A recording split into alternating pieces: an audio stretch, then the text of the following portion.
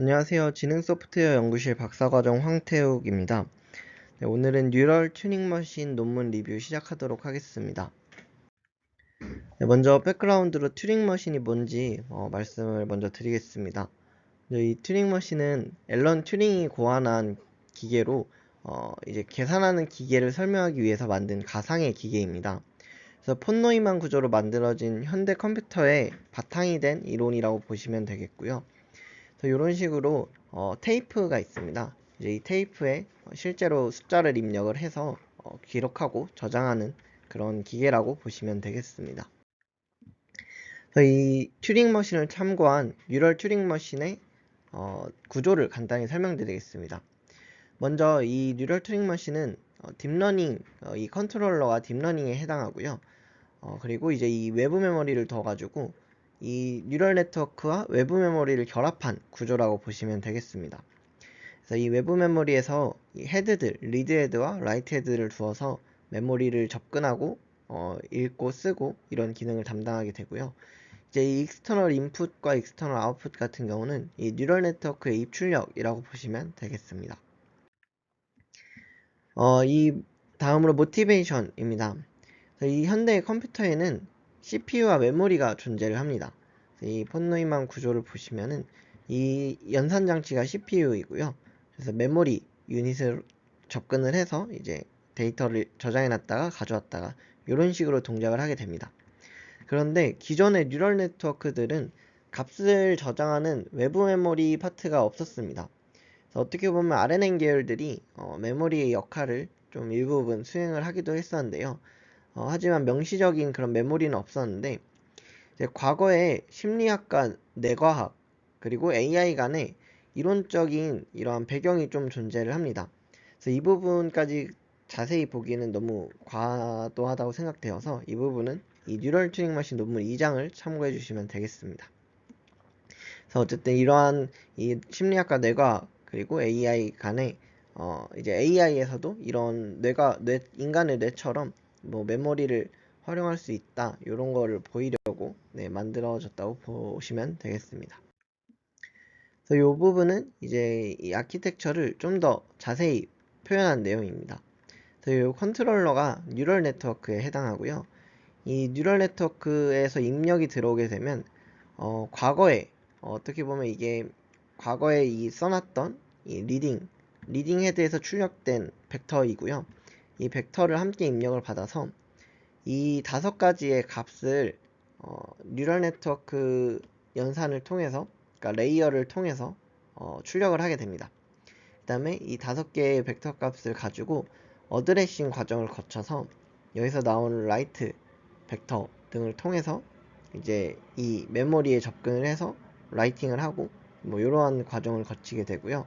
그리고 이 어드레싱 과정에서 이 여기는 MT라고 되어 있는데 사실상 MT-1 지난 시점의 메모리이고요. 이 지난 시점의 메모리를 가져와서 이 어드레싱에서도 추가로 활용을 하게 됩니다. 그리고 요거 5개랑 별개로 또 이게 이레이저의 E고요. add의 A입니다. 이 2가지 벡터를 추가로 출력을 해서 라이팅 하는데 활용을 하는 구조입니다. 컨트롤러를 먼저 자세히 보여드리면 이 RT-1은 이전 시점의 이 리드, 이 헤드들도 결국 하나의 히든 레이어를 거쳐서 출력되는 값이라고 보시면 되겠습니다. 이 RT-1과 인풋을 활용하게 되고요. 그리고 리딩에서는 이제 현재 시점의 메모리, 그러니까 어떻게 보면 지난 시점이죠. 지난 시점의 메모리와 이 위에서 어드레싱 돼서 나온 값, 그리고 현재 요 2가지 값을 가지고 현재 가져와야 될 값이 위치가 있는 이 RT를 꺼내오게 됩니다. 이 RT는 여기 입력으로 들어가는 W랑 이전 시점의 메모리 어떻게 보면 현재라고 볼 수도 있긴 한데 이 부분이 조금 헷갈립니다. 그래서 저는 편의상 요거를 이전 시점이라고 MT-1으로 기록했고요. 그래서 현재 이 수행되는 단계에서 라이팅 때 쓰여지는 메모리를 현재 시점의 메모리라고 활용을 하였습니다.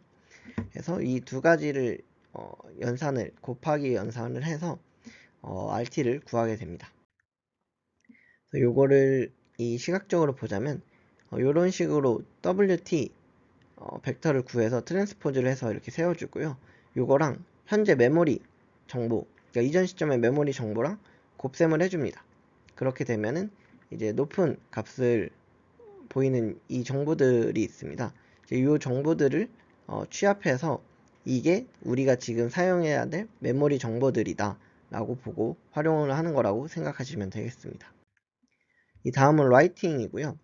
라이팅에서는 마찬가지로 이전 시점의 메모리 정보와 그리고 앞서 말씀드린 ET와 AT 이 두 가지 정보를 가지고 메모리에 라이팅을 하게 됩니다. 그래서 실제로 이 이레이즈 공식과 애드 공식이 좀 복잡해 보이긴 하는데 막상 실제로 시각적으로 보면은 그렇게 복잡하진 않습니다. 그래서 요거를 조금 더 자세히 보여드리면 먼저 어느 메모리에 있는 어느 정보를 지울지 얘가 결정을 하게 됩니다. 그래서 요거를 결정을 해서 우리는 이 메모리의 어떤 파트를 지우겠다 해서 그 부분을 지우고요. 이렇게 나온 메모리, 지워진 메모리에다가 그리고 우린 추가로 이 부분에 이러한 값을 추가하겠다 라는 계산, 이 두 가지 연산을 통해서 최종적으로 메모리의 값을 적재하게 됩니다. 그래서 여기도 이 WT는 앞서 리딩에서도 사용했던 그런 WT라고 보시면 되겠고요. 요거랑 이제 이레이저 벡터 이 두 가지를 곱해서 이 어느 파트를 지울지 그 계산을 하게 됩니다. 그래서 이 사이즈는 메모리의 그 크기랑 행렬의 크기랑 같아집니다. 그래서 요거를 바로 해석하자면 이 메모리의 이 0.6 요 부분은 이렇게 숫자가 높은 큰 애들이 있죠. 요만큼의 값을 지우겠다라는 의미로 보시면 되겠습니다. 그래서 이렇게 앞서 계산된 애들하고 이 이레이즈 1로 채워진 벡터를 뺀 다음에 이렇게 나오는 결과를 얻어낼 수가 있습니다. 그리고 이 두 가지 값을 곱해가지고 아까 이 0. 원래 이 레이저 ET가 0.6이 나왔던 게 뺐더니 0.4가 됐죠. 이걸 이렇게 곱한다는 거는 얘를 0.4만큼만 남기겠다 이런 뜻입니다. 그러니까 요 아까 처음에 계산했던 값이 크면 클수록 예를 들어 1이 되면 얘가 0이 되게 되니까 0하고 곱하면 전부 다 0으로 되니까 다 지우겠다 이런 의미가 된다고 보시면 되겠습니다. 그래서 이런 식으로 계산을 해서 최종적으로 이렇게 값이 1로 되어 있는 이 파트는 온전히 보존이 되고 나머지는 여기서 계산된 가중치만큼 값이 사라진다고 보시면 되겠습니다. 그래서 add는 비슷한 연산을 하는데요. 마찬가지로 앞서 계산한 WT와 AT를 곱해가지고 이러한 메모리 행렬 크기만큼의 벡터 값들을 만들게 되고요. 얘는 이 값들을 그대로 더해줍니다. 그래서 이 값이 클수록 신규로 입력되는 값이 여기 들어간 메모리에 들어가는 값이 커진다 라고 보시면 되겠습니다. 이 두 가지 값을 더해서 이 메모리를 적재하는 모습입니다. 이 다음은 어드레싱 파트입니다. 어드레싱이 조금 복잡한데요. 하나씩 설명을 드리자면 이 베타 같은 경우는 값을 이제 뭉개거나 뚜렷하게 하기 위한 목적으로 사용을 하고요. 그리고 이 K는 그냥 키 벡터 어떤 메모리를 선택할 건지 그 관여하는 그런 벡터라고 보시면 되겠고요. 이거는 코사인 유사도를 통해서 이 유사도가 높은 값은 그러니까 유사도가 높은 거는 큰 값이 나오겠죠. 그럼 그 값을 선택하겠다 이런 의미라고 보시면 되겠습니다. 그리고 이 MT는 아까 말씀드렸던 이전 상태의 메모리 정보 여기서 오는 메모리 정보이고요.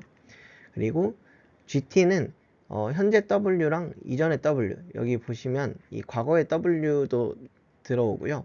이제 출력된 현재 W도 있는데 이 두 가지를 함께 고려를 해서 어느 비율로 쓸지를 결정하게 됩니다. 그래서 요거를 GT가 결정해주고 ST는 이제 단순히 이 W를 이동시켜주는 역할을 하는데 이 부분은 이 메모리 라이팅을 할 때 어느 위치에 라이팅을 할 거냐를 결정해주는 녀석이라고 보면 되는데요. 이게 아무래도 이 현재 뉴럴 네트워크에선 백프로파게이션이 돼야 되기 때문에 그 미분 가능함을 유지하기 위해서 이런 어떻게 보면 트릭을 썼다고 보시면 되겠습니다. 어떻게 보면 원하는 위치를 잡아주는 역할을 합니다. 그리고 이 W들은 이전에 계산된 W와 현재 W라고 보시면 되겠습니다. 그래서 이걸 조금 자세히 보시면 처음에 이 베타랑 키 이 두 가지를 계산을 해서 요 WTC를 계산을 해내고요. 요때 이제 지난 시점의 메모리도 함께 계산을 합니다. 그래서 어떤 정보, 어떤 메모리를 사용할지를 결정하게 되고, 이제 이 GT랑 함께 요 지난 시점의 W와 현재 계산된 W를 계산해서 얘 두 개를 얼마나 어느 비율로 쓸 건지 결정을 하게 되고요. 그 다음에 이제 이렇게 나온 거를 이 ST를 활용을 해서 위치를 이동을 시켜줍니다. 그러니까 메모리에 어느 위치에 저장할지 결정해 주는 거죠. 그 다음에 마지막으로 요 람다 t랑 해가지고 이 샤프닝을 해가지고 이 최종적인 WT를 결정한다 라고 보시면 되겠습니다. 그래서 이 수식은 뭐 이렇게 나와 있는데요.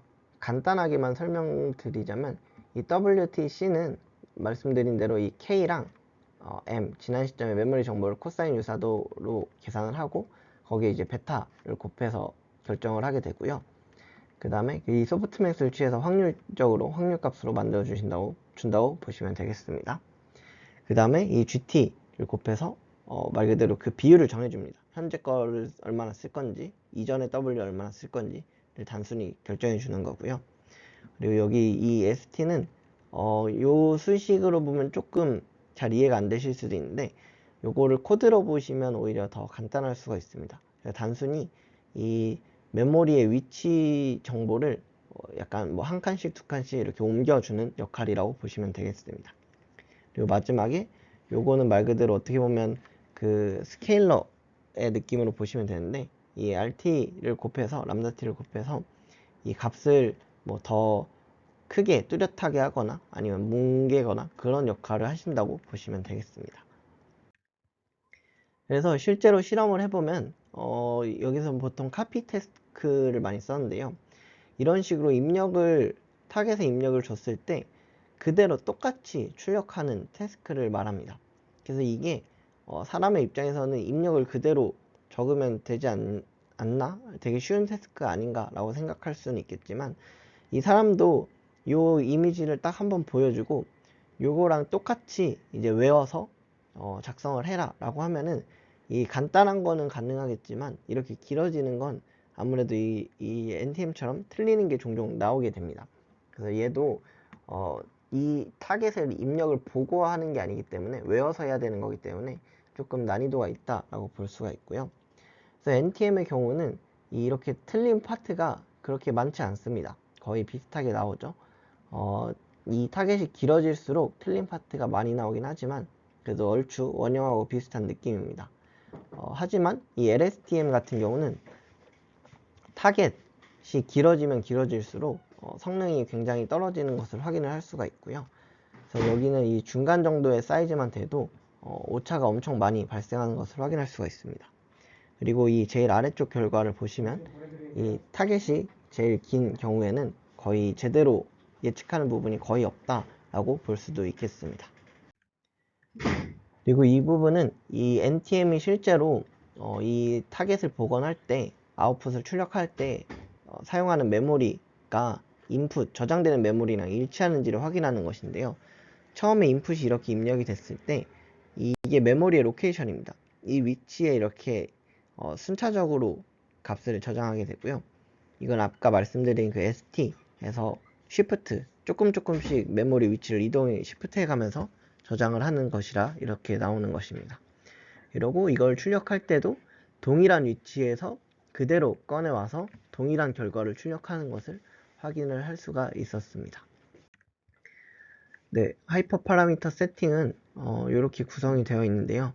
그렇게 그 모델의 크기가 크지 않다는 것을 확인을 할 수가 있었습니다. 그래서 간단한 크기로도 충분히 좋은 성능을 보이는 것을 확인을 하였습니다. 그리고 이것은 LSTM과 실제 성능을 로스 값으로 비교한 결과인데요. LSTM에 비해서 훨씬 빠르게 수렴하는 것을 확인을 할 수가 있었습니다. 그리고 최종 수렴의 결과에서도 일정한 차이를 조금씩 보이는 것을 확인을 할 수가 있었습니다. 네, 요약을 하자면 이 NTM 뉴럴 튜닝 머신은 뉴럴 네트워크와 외부 메모리를 함께 활용하는 시스템이고요. 말 그대로 이 암기, 기억력이 필요한 문제에서는 기존의 뉴럴 네트워크들에 비해서 상당히 우수한 성능을 보이고 있습니다. 다만 한계점으로는 이 외부 메모리를 리드라이트 하는데 오버헤드가 좀 존재를 하는 편이고요. 그리고 이 외부 메모리의 크기도 커져야 하고 이 어드레싱, 이 위치도 원하는 위치를 바로바로 선택을 할 수 있어야지 좀 더 효용성이 있을 것이라고 생각이 됩니다. 그리고 또 이 메모리에 저장된 정보를 결국은 나중에 인터프리터블 하게 되려면 사람도 이해할 수 있어야 되는데 이런 부분에 좀 필요성이 있다고 생각이 됩니다. 그리고 마지막으로 한계점으로는 여태까지는 이 백프로파게이션 때문에 미분 가능함이 굉장히 중요했었는데 이러한 미분이 가능해야 된다는 점도 어떻게 보면 연산의 어려움을 추가하고 좀 한계를 많이 만드는 그런 요소라고 생각을 하고 있습니다. 그리고 이 연구의 후속 연구로는 메모리 파트를 보강한 추가 연구들이 수행되고 있고요. 그리고 최근에는 관련 연구가 그리 많지는 않지만 최근에 FF 알고리즘, 포워드 알고리즘처럼 미분 가능하지 않아도 가능한 그런 기술들이 등장을 하여서 이를 활용한 추가 연구를 조사하고 수행할 필요가 있다고 생각이 됩니다. 네, 이상으로 발표를 마치도록 하겠습니다.